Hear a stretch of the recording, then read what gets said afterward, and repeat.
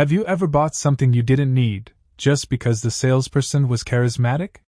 Do you tend to follow what most people are doing, even if you're unsure why? Have you ever felt a pang of envy when a friend succeeded? Or found it nearly impossible to make a choice because there were too many options? If so, you're not alone. Like millions of others, you've fallen into the trap of flawed thinking.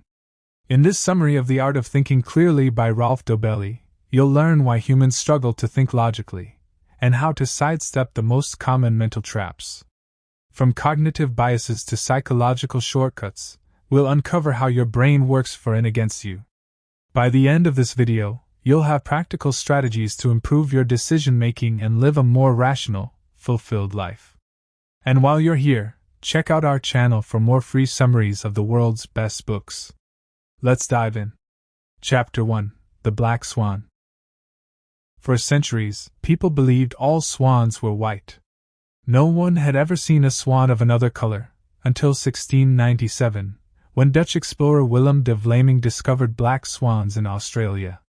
This event gave rise to the term Black Swan, a metaphor for rare, unpredictable events with massive impact.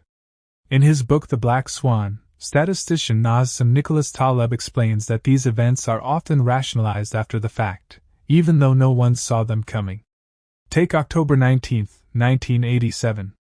The Dow Jones dropped 22% in a single day, a crash that rippled across the globe. That was a negative black swan.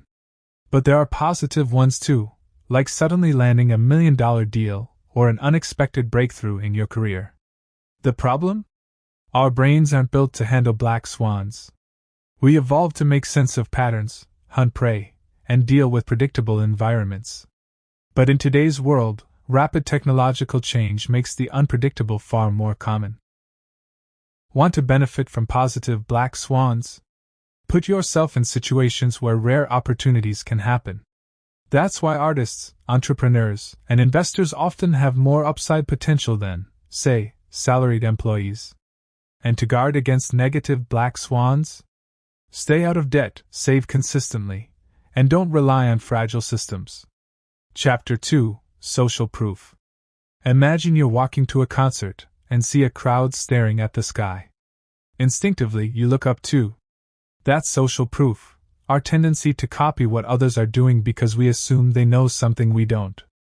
At the concert, one person claps during a solo performance, and soon everyone joins in. Later, you see people tipping coat staff, even though the service charge was already included. You do the same. Why? Because we're wired to conform. Our ancestors survived by following the group. If the tribe ran from danger, you ran too. Those who didn't? They didn't survive long enough to pass on their genes. Social proof isn't always bad. It helps us navigate uncertainty. But it's also the reason why financial bubbles burst, fads go viral, and cults manipulate followers. In the 1950s, psychologist Solomon Asch demonstrated this with a famous experiment. Participants were shown lines of different lengths and asked which ones matched. When alone, they answered correctly. But when surrounded by actors giving the wrong answer, a third of participants conformed, even when they knew it was wrong. So remember, just because everyone believes something doesn't make it true.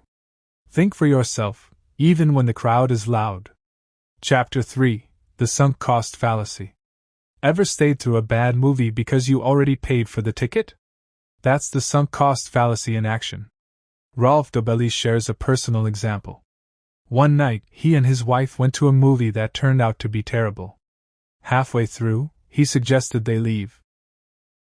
But his wife argued they had spent $30 on tickets and shouldn't waste the money. But the truth is, that money was already spent, it couldn't be recovered. Yet we often stick with bad decisions simply because we've already invested time, money, or emotion. This fallacy shows up everywhere: investors refusing to sell underperforming stocks, companies pouring money into failed projects, or people staying in toxic relationships because they've invested too much to quit. Here's the fix: forget the past. Make decisions based on future value, not past costs. The Concorde aircraft, the Vietnam War, and countless personal decisions have all been victims of this trap. If something isn't working anymore, don't cling to your investment. Cut your losses and move on. Chapter 4: Reciprocity. Ever had someone give you a free gift and then ask for a donation? That's reciprocity at play. Whether it's a flower from a stranger or a free sample at the mall, we feel an unconscious urge to give back, even when we didn't ask for the gift. Charities often send postcards or small gifts with donation requests. You didn't ask for them, but now you feel obligated to respond. Salespeople use the same trick. They offer free seminars, services, or gifts, then subtly pressure you to make a purchase. Reciprocity is hardwired into us. In ancient times, if you shared your hunt, others would repay you. It was a survival tactic. But today, it's often used to manipulate. Next time you receive an unexpected free item, stop and ask, do I actually want this? Or am I being pushed into a favor I never agreed to? Chapter 5: Envy. Which situation would bother you most? Your friend gets a raise and you don't. Neither of you gets a raise. You both get a 10% pay cut. If option 1 stings the most, that's envy, one of the most destructive emotions we face. There's a tale of a farmer who finds a genie in a lamp. The genie offers to grant him any wish, but whatever he chooses, his neighbor will receive double. After thinking, the farmer says, "Make me blind in one eye." It sounds ridiculous, until you realize how often people act this way in real life. Envy doesn't make you richer, smarter, or more attractive. It only makes you bitter. Unlike sadness or anger, envy offers no reward or release. Here's the secret: we envy people similar to us. You don't envy Elon Musk. You envy your slightly more successful coworker or friend. The solution? Stop comparing yourself to others.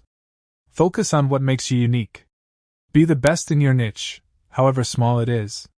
And most importantly, measure your success by your own progress, not someone else's highlight reel. Chapter 6: The Paradox of Choice. Today, we live in a world of abundance. Multiple brands of toothpaste, hundreds of phone models, and infinite entertainment options. At first glance, more choices seem like a good thing. But psychologist Barry Schwartz argues that too much choice actually makes us miserable. In a famous experiment, a supermarket displayed 24 types of jelly one day and just 6 on another. Surprisingly, more people bought jelly when fewer options were available. Why? Because decision fatigue set in when there were too many choices. Too many options don't just overwhelm us, they also lower our satisfaction. Even after choosing, we worry, what if another option was better? Dating apps are another example. With millions of potential matches, people often become paralyzed. They focus on surface-level traits like looks because deeper compatibility takes effort, and too many choices demand speed, not depth. So how do you escape the trap? Limit your options intentionally. Focus on what truly matters. And remember, sometimes good enough is better than chasing perfection. What we've covered are just a few of the dozens of mental traps Dobelli explores in The Art of Thinking Clearly.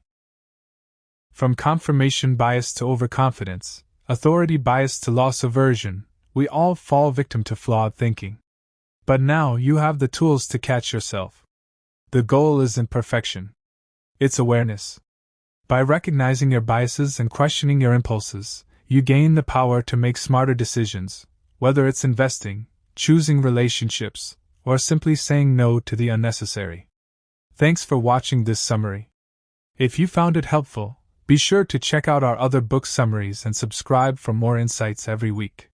Until next time, ***, think clearly, choose wisely, and live fully.